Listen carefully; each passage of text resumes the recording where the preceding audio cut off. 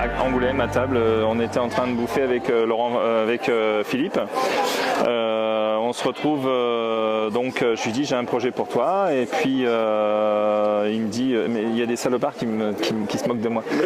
Donc voilà et donc je lui dis j'ai un projet que j'aimerais bien te proposer. Donc étant donné qu'on avait déjà eu un projet auparavant sur lequel on avait commencé à émettre l'envie de bosser ensemble, mais ça s'est passé pas très bien et donc quand je lui ai dit j'ai un projet que j'aimerais bien bosser avec toi, il se foutait de moi.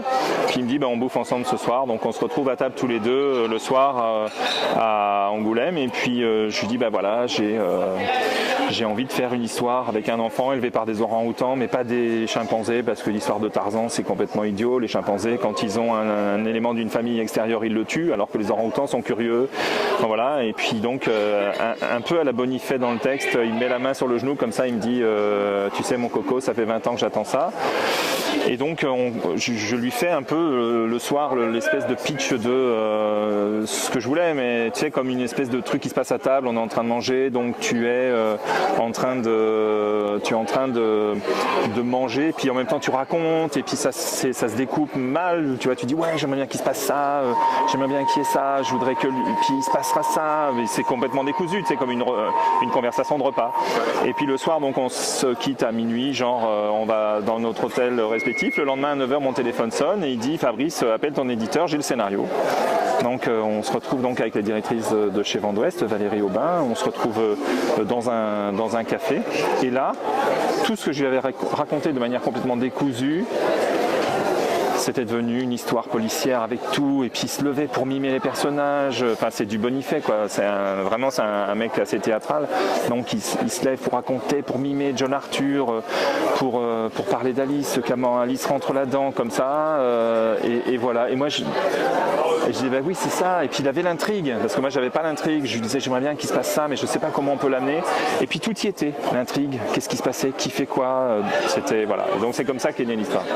J'ai beaucoup étudié effectivement l'histoire de l'art, etc. Mais c'est vrai que là, j'ai acheté des choses, des livres de Howard Pyle, par exemple, que je trouve sublimes. Je dirais que Howard Pyle, c'est vraiment lui qui m'influence beaucoup en ce moment sur le côté des histoires réelles, les histoires réalistes, les tableaux réalistes. Les gens ne sont pas beaux, les gens ne sont pas maquillés, il n'y a pas de fioriture, mais la peinture est sublime, quoi. Des couleurs très fortes, très violentes, très dures. Ouais. Donc voilà. Puis c'est vrai que je regarde pas mal de films, des feuilletons anglais sur Sherlock Holmes. Je regarde pas mal de choses qui m'ont inspiré. Ouais, c'est vrai que en fait avec Philippe, on était vraiment parti du principe qu'on n'allait pas faire un truc historique sur Londres, sur la crédibilité londonienne. Bien sûr qu'on n'a pas envie de faire ça, mais c'était s'inspirer de choses qui se passent à Londres et puis de voir ce qu'on en prend, qu'est-ce qu'on garde, ce qu'on en fait. Voilà. J'avais un peu l'impression d'être l'homme de Rio parce que moi j'étais chez moi en train de bosser, donc j'avais un pote qui m'envoyait des photos de Londres et j'avais donc Philippe qui m'envoyait des photos de l'île, je sais plus comment il s'appelle d'ailleurs, j'ai complètement mangé, ou l'île de Bornéo, voilà c'est ça, et donc il m'envoyait des photos de l'île de Bornéo. Je chopais aussi sur internet pas mal de vidéos, de vidéos sur la savane, savoir comment l'histoire de la canopée, parce que moi j'avais tendance à franciser pas mal les arbres. Et c'est vrai que tu t'aperçois que nos arbres à nous en Europe ils sont plantés d'une certaine manière, ils se développent d'une certaine manière, alors que dans ces forêts la canopée est extraordinaire quoi. Puis il y a des couleurs, il y a des ambiances, il y a vraiment des profondeurs en plus de hauteur d'arbres. Il y a des arbres qui sont beaucoup plus hauts que les autres, donc voilà, je me suis pas mal inspiré d'images réelles et puis des arrêts sur image et puis voilà quoi. Moi, mais la vie, c'est du lavis monochrome. Donc, c'est un lavis. Dans cet album-là, le tome 1, c'est un lavis dans un camaillot de brun. Et sur le camaillot de brun, de temps en temps, je mettais un petit lavis bleu ou vert ou jaune. Et lui, il est obligé de sélectionner les couleurs. Et quand il y avait une autre couleur qui intervenait dedans, c'était vraiment du casse-tête, pas possible, où il était obligé de retirer la couleur, de la remettre pour avoir le bon pigment. Enfin, il m'a pas mal détesté. Et puis, en fait, je crois que il s'est servi vraiment de ma base de lavis pour avoir une espèce de base d'ombre et lumière. les textures de séchage, il les a conservées. Donc après, je ne sais pas comment il a fait. C'est un travail d'orfèvre. Déjà, dans celui-là et dans Blanche-Neige, c'est vraiment un travail. Ouais, c'est très fort. Ouais. Je trouve que c'est impressionnant parce qu'il arrive à respecter le dessin sans le dénaturer, tout en y apportant de la couleur. Hein. Quand on a vu les originaux, enfin, c'est assez surprenant de voir que sa couleur amène totalement autre chose. Quoi, hein. C'est vrai qu'au départ, on a pas mal discuté sur, je dirais, le côté, les orientations. Au début, il a un petit peu fait des effets, des envies d'effets sur certaines planches au départ, et on a tout de suite dit non, il faut que ce soit brutal. Il faut que ce soit brutal, pas d'effets de brin ou de brume, des effets un peu aérographes, hein, tu vois. Moi, j'aime pas ça. Voilà, justement cette scène-là où on est vraiment dans Londres, il fait sombre, il y a la brume, et je pense qu'il n'y a pas besoin d'en rajouter. La brume, soit on arrive à la faire comme ça, soit si on commence à mettre des effets d'aérographe sur les personnages pour les mettre à l'arrière-plan, moi je trouve ça dommage. Il vaut mieux que ce soit assez cru, même assez brut de décoffrage, quoi. Je préfère comme ça que de transformer l'image, quoi. De temps en temps, bon voilà, je lui dis tiens là, fais gaffe, j'aimerais bien qu'il y ait cette ambiance-là qui ressorte, j'aimerais bien qu'il y ait cet univers-là, donc je lui envoie des images, et après c'est un pro, hein. C'est comme si moi on me disait Fabrice, tu sais, tu vas dessiner une forêt, tiens je t'envoie cette photo-là parce que j'aimerais bien. Ah, ben dans ces cas-là, dessine à toi. Donc Stéphane c'est un pro, je me vois pas lui apprendre son métier, je pense qu'il sait très bien faire son boulot. Moi tout le monde fait son travail le mieux possible avec la meilleure envie. Si tu commences à dire à un mec oui je veux que c'est ça, ce soit ça, ce soit ça, à un moment donné le mec il va dire bon ben si tu veux de moi comme exécutant ça va pas marcher, quoi. Hein, lui aussi il a sa part de créa là-dedans, hein, il y met sa couleur, il y met sa patte, il y met ses ombres et ses lumières, donc tu lui fais confiance ou tu lui fais pas confiance, quoi.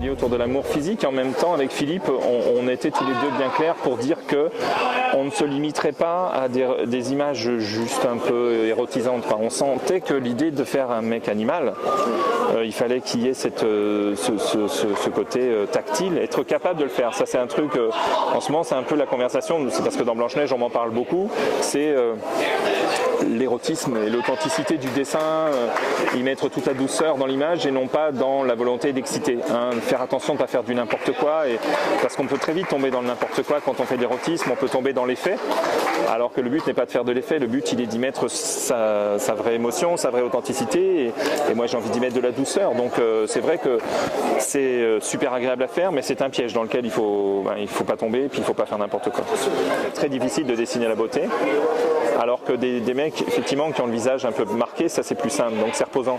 Dessiner une belle femme c'est super dur parce que la courbe, il faut qu'elle soit à sa place, il faut qu'elle soit, tu vois, et très vite tu peux faire un dessin qui est n'importe quoi. Donc oui, c'est super dur la beauté, quoi. On peut cacher sous des effets des visages tordus. Par contre, un visage super pur, ben vas-y, quoi. C'est pas simple. Comme deux, il y a une scène très très érotique entre les deux et qui a été très très compliquée à faire parce qu'on se demandait, c'est la suite de cette scène d'ailleurs. On a eu beaucoup, enfin je sais même pas comment ça, on va voir. Voilà, mais ouais, dans le tome 2, il y a une scène d'amour entre les deux, ils ont 14 ans et la scène est encore plus crue que la fin de l'album. Il y a des auteurs qui ont la chance d'avoir été des auteurs confirmés de suite, leur écriture, leur identité graphique, elle est née comme ça, boum, avec, moi je pense à Nicolas de Crécy qui sort son premier tome de Folie Gâteau, et boum, voilà, Nicolas de Crécy, c'est un ovni qui sort avec son écriture, son identité, et voilà. Après, elle a évolué, alors que moi, je suis quelqu'un qui a mis du temps à trouver son domaine, quoi. Alors, il y a plein de choses que j'ai essayé, que j'ai goûté, que j'ai eu envie de faire. Vraiment en goûtant, quoi, sans être sûr que c'était quelque chose qui m'appartenait, jusqu'à cette rencontre avec Jérôme Le Reculé. Donc il y a 5 ans, on était sur un salon et il sort ses planches, on était à table un soir, il sort ses planches, il y avait Christian Rossi qui était là, et il sort ses planches en noir et blanc, et ces planches, donc il voulait les montrer à Christian pour qu'il lui corrige. Et donc voilà, c'est ce qui est fait à table. Et puis il avait aussi dans son carton des petites illustrations pour un Spirou. Il attaquait un petit truc sur le Père Noël qui avait perdu son traîneau, et donc il se servait d'un dragon pour livrer ses cadeaux.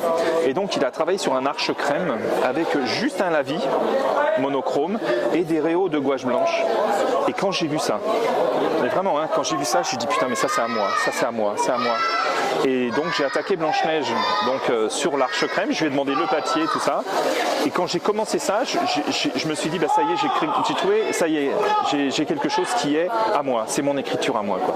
Et donc ce qui fait que j'ai attaqué le Blanche-Neige et après donc bien sûr quand j'ai attaqué le John Arthur, je voulais pas attaquer sur le même papier, mais le fait d'avoir eu cette découverte là sur l'Arche Crème, ça m'a permis de trouver aussi le dessin que je voulais utiliser pour le John Arthur au lavis, un ancrage léger, parce que moi je suis un mauvais encreur, il y a des mecs qui sont des encreurs sublimes, non mais il faut se dire les choses, il y a des mecs qui encrent de manière sublime, qui ont un dessin en noir et blanc qui est sublime, et l'ancrage apporte une telle beauté au dessin, alors que moi je suis un encreur qui, bon je fais mon travail, hein, j'essaye de faire mon travail, alors que là j'ai fait un ancrage très léger, et sur cet ancrage léger, le fait de pouvoir mettre les lavis dessus, j'ai l'impression que je n'étais plus dans un souci de crédibilité de dessin, mais plus dans un souci d'expression de l'image. Je me disais, là il fait froid, là ils sont comme ça, j'ai envie de faire l'automne, hein, tu vois, c'est plus dans l'idée, il faut que le dessin soit juste, même il y a des moments, je me dis, je m'en fous, il y a des vignettes ou même il y a des corrections, je laisse apparentes, je m'en fous, je me dis, là j'ai envie de donner ça, je voulais qu'il y ait ça, et même si c'est faux, je m'en fous, j'ai l'impression d'avoir répondu à la question.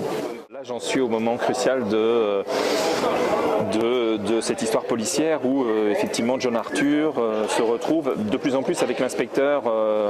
L'inspecteur traîne autour de John Arthur parce qu'effectivement il se rend bien compte qu'il y a des choses qui se passent avec lui. John Arthur sans vouloir l'aider est quand même attiré par ce qui se passe parce qu'il comprend pas trop. Lui c'est un animal encore. Hein. Voilà, est-ce que c'est lui? Est-ce que c'est lui le meurtrier? Voilà, on commence à dépoussiérer tout ça. Sans en dire trop, mais voilà, bon, il y a beaucoup de sensualité dans le tome 2, il y a beaucoup de personnages enfin moi j'adore Naïcha, effectivement, travailler sur l'univers avec Naïcha, le fait de jongler entre les deux univers, comme tu dis, c'est-à-dire entre le moment où on est avec Naïcha en pleine forêt, où ils font l'amour en pleine forêt à 14 ans, et le moment où on est dans Londres et on se retrouve dans les rues dégueulasses, pourries avec la flotte, la boue, les gens sales dans la tête aussi, hein, parce que c'est ça qui est intéressant, c'est les gens qui ont des idées pourries et tordues et qui sont prêts à tout, quoi. Donc ouais, ça c'est, je suis là, j'en suis en plein là. John Arthur, ça fait con, hein, le mec super costaud, solide. Donc j'aime bien l'inspecteur parce que c'est un personnage vachement intéressant en fait, avec sa personnalité, son côté claudiquant, son côté super intelligent. Il est, alors que John Arthur c'est vraiment l'animal, quoi, l'animal beau et voilà. Je sais pas, je dirais ouais, pour changer, je veux dire inspecteur de police.